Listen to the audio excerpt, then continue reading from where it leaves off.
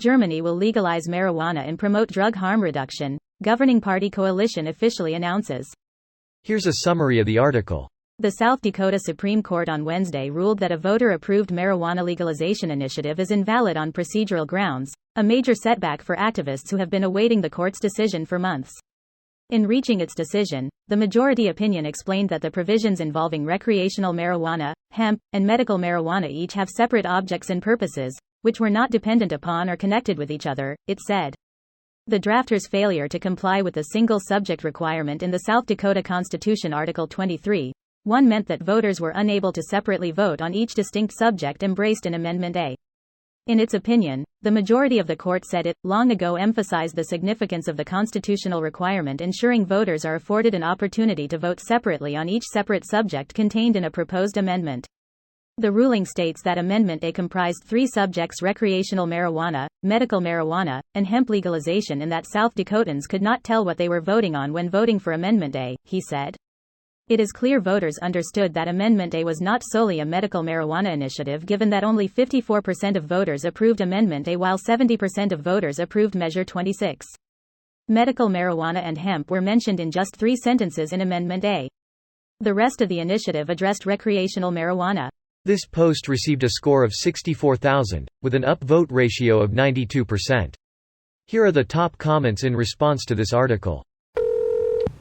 Greater than beyond cannabis legalization, the so-called Traffic Light Coalition will also advance other drug policy reforms such as establishing drug checking services where people can have illicit drugs tested for contaminants and other harmful substances without fear of facing criminal sanctions.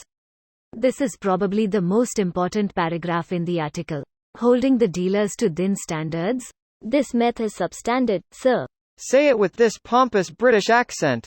The occupants of the great land of Germany have long suffered from subpar methamphetamine ever since the Allies beat them back on that bloody summer day in June. Cranked up old-timey British documentary narrator. You jest. But having the Netherlands as a neighbouring country means a steady flow of high-grade speed flowing into the country. One of the reasons meth isn't all that big here. Honestly, the only reason to use meth over less destructive amphetamines is availability. I wonder how much of the US would have turned into more attractive places to live if the country started with amphetamine availability like European countries did. That's what I think about Australia.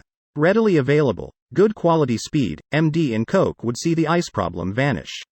I'm originally from the UK. As far as I know, meth never took off there, and it's probably down to the fact there are readily available alternatives and they are dirt cheap.